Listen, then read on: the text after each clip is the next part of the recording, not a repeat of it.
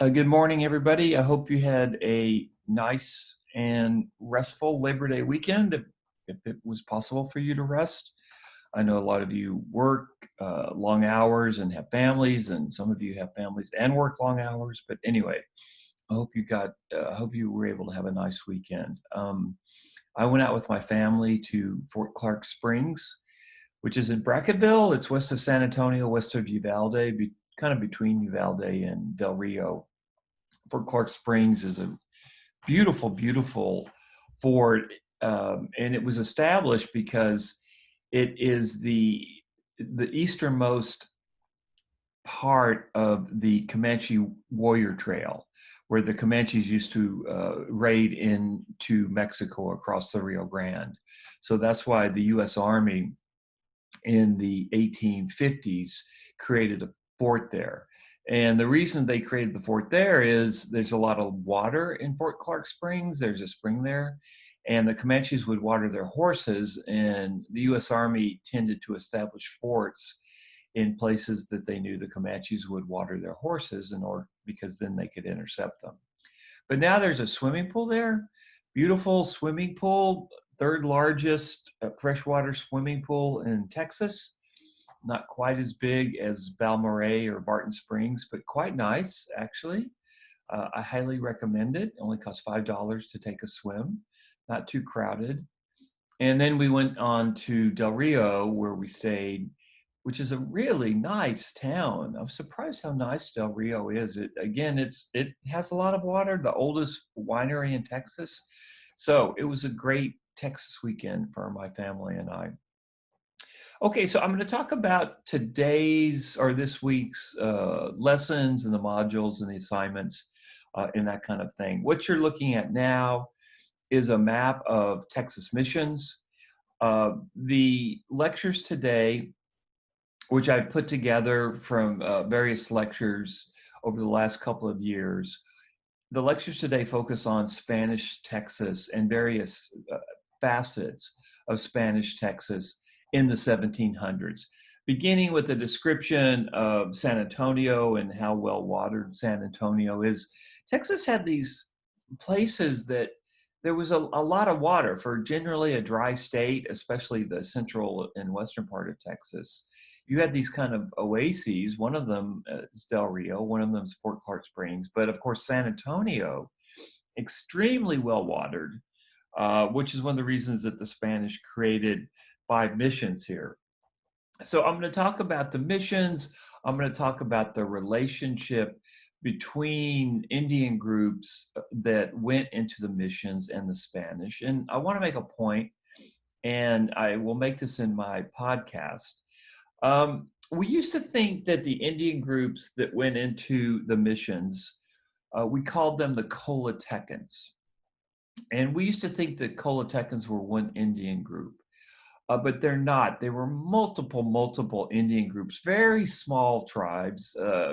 They did not get access to the horse until they went into the missions. And they're getting pounded by the Apache.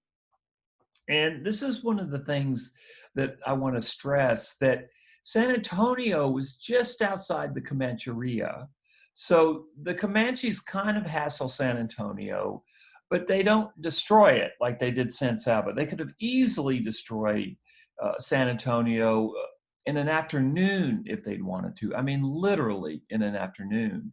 But they didn't care about San Antonio that much because San Antonio was just outside of the Comancheria, especially the raiding parts of the Comancheria.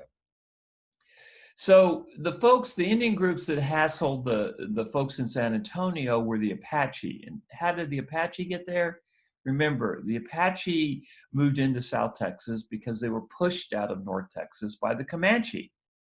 So think about, I'll show this if you can look at your screen, and you may not be able to. So the Comanches come into North Texas, Northwest Texas. They control eastern New Mexico, and they push the Apache into South Texas, out of the Comancheria. And it's the Apache, the Lipan Apache, and again, Lipan means Eastern Apache. The Mescalero Apache were over in Arizona. Um, it's the Apache that give the Spanish authorities such a big headache in the 1700s. And I'll talk about in the podcast today, and I'll get there so you don't have to take a note, but just put this in the back of your mind. By the 1780s, the Spanish and the Comanche do what happened in New Mexico. They make peace. The Spanish give the Comanche gifts in order to keep them quiet.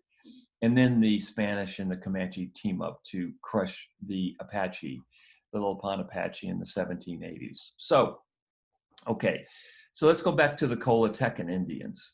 So the Apache never went into missions, never had any desire to do so, even though they promised in the 1750s that if the Spanish established a mission in San Saba, they'd go there. But it was all a big con game.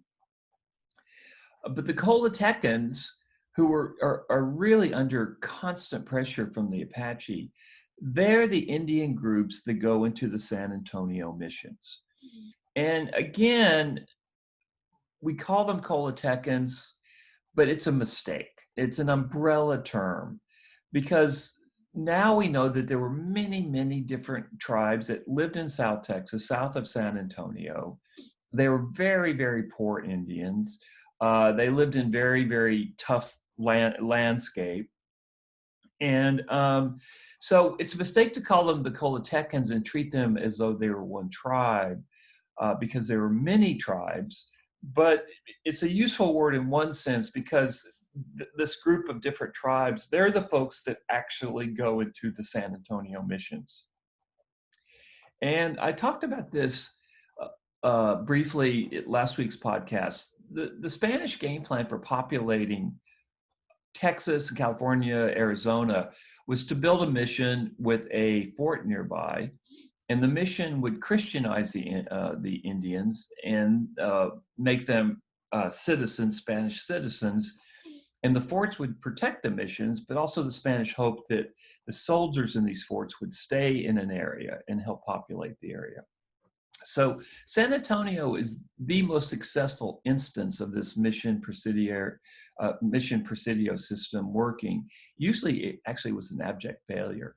And there were something like 36 missions in Texas. Most of them failed. If I wanted to be sadistic, I could make you remember all these missions, but I'm not going to do that to you. So I'm going to talk about the Indian groups that went into the missions, the relationship that they had with the Spanish, which we have a much more sophisticated understanding of than we used to. I'm also going to talk about women's rights in Spanish Texas, which is a surprising story, all the way up to the end of the mission system when the Spanish government pulls its support from the missions in a process called secularization.